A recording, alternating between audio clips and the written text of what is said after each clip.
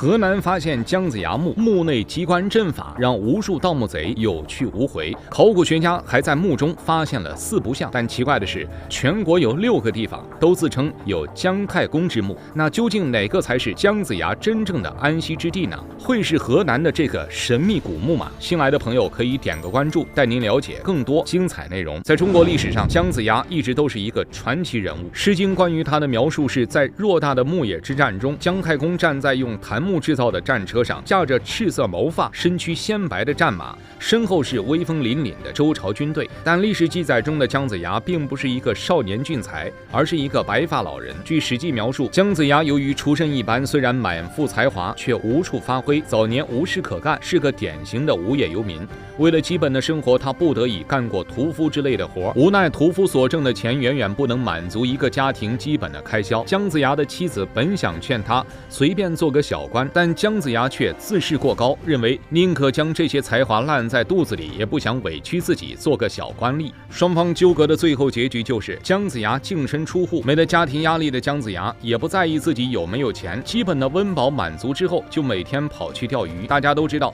实际上他钓的不是鱼，而是周文王。遇上周文王之后，姜子牙的仕途那是一步登天。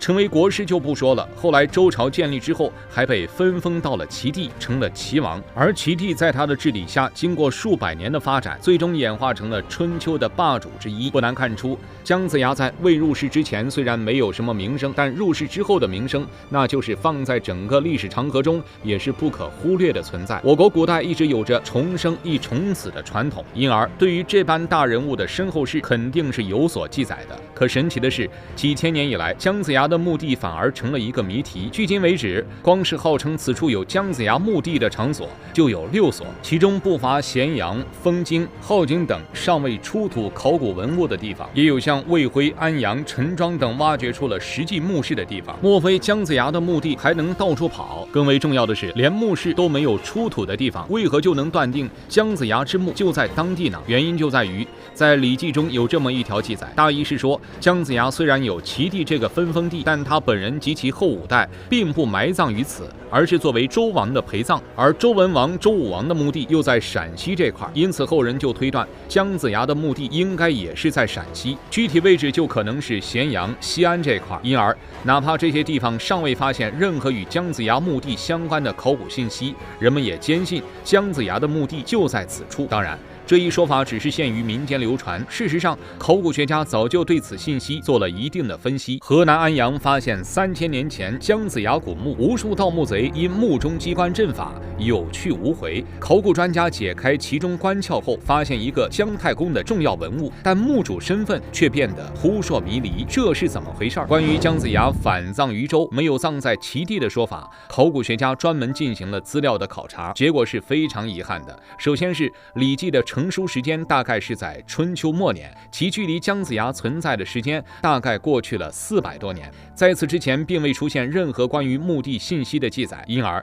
礼记》的信息来源也就值得怀疑了。其次，《礼记》在记录这一信息之后，还夸姜子牙没有忘本，即并没有因为有了自己的分封地就忘掉了周天子的知遇之恩。但这个夸赞也是比较勉强的。要知道，在整个周代，分封的诸侯多达70多个，《礼记》这般说法未免让人觉得其他分封的诸侯就忘了本。再者，真要不忘本的话，也应该是世世代代都反葬于周，怎么又只要5代呢？当然，最重要的还在于目前考古学家并没有在上述地方发现任何姜氏家族墓地的信息。如此一来，姜子牙的墓地就只剩下卫辉、安阳、陈庄这几个地方了。卫辉这地相传是姜子牙的墓，也很有意思。在卫辉西南1公里的一处荒坡上，有一个太公墓，占地面积不大，墓前有一块康熙年间立下的墓碑，上面写着姜太公之墓这几个字。除此之外，考古学家并没有得到任何有效的信息。从考古的角度来说，一块清朝立下的墓碑并不能说明什么，还得是具体的考古文物。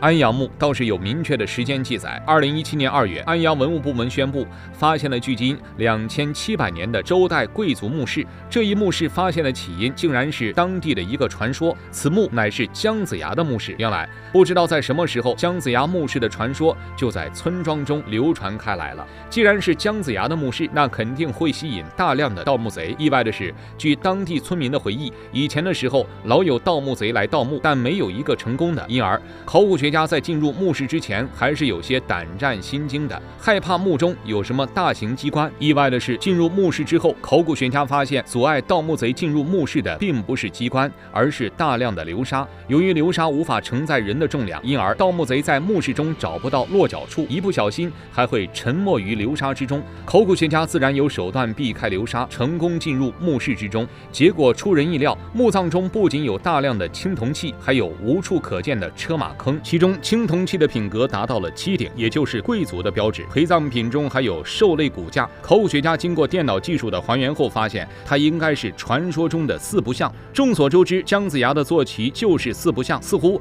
众多考古线索都在指向一个结论：这个墓室的主人就是姜子牙。可等考古学家仔细验证后，却发现这一墓室有一个致命的关键点，时间不大符合。根据历史推断的话，姜子牙离世的时间距今大概有3000年。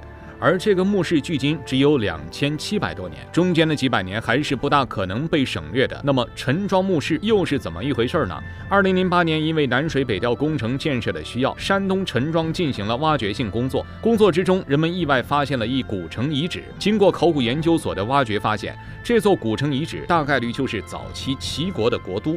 换言之，此地亦有可能是姜子牙最初待的地方。那么这个地方有没有出现姜子牙的墓室呢？姜子牙死后到底葬在哪里？咸阳、丰城、镐京、卫辉、安阳、陈庄这6个地方都曾有姜子牙墓的传说。前5个我们前面已经基本排除，难不成真的在陈庄吗？这里又有什么证据呢？2008年，山东陈庄这个地方发现出了一处古代齐国遗址。经过考古学家们的挖掘，发现这处遗址中有大量标明齐公的青铜器铭文，墓室的规模更是象征着诸侯身份的甲字形大墓。除此之外，在遗址的西南方向还发现了一个大型的祭坛，种种线索都表明这个古城遗址就是早期齐国的权力中心。那么青铜器上的齐公有没有可能是姜子牙呢？一想到这个，考古学家顿时就兴奋了。无奈的是，现实狠狠地打了众考古学家的脸。青铜器上的齐公虽然是姜子牙，但这个墓室主人却并不是姜子牙，因为在齐公字样的下边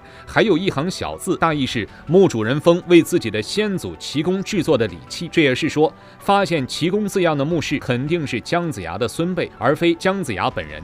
尽管姜子牙的墓室还没有线索，但这一祭祀礼器的发现起码是说明了2个信息。首先，姜子牙这个人肯定是存在的，再者他的墓应该离古城遗址不远，原因很简单，祭祀礼器的使用一般要面朝先祖的墓地，因而2者之间的距离不可过远。于是考古学家就趁热打铁地挖掘出了其余的墓室，结果也算是意料之中，找到了齐国早期国君的墓地，但尚未发现姜子牙的墓室。其中像35号墓主人就应该是齐国早期的国君，因为他能见到周王，还得到了周王赏赐的珍贵铜弓。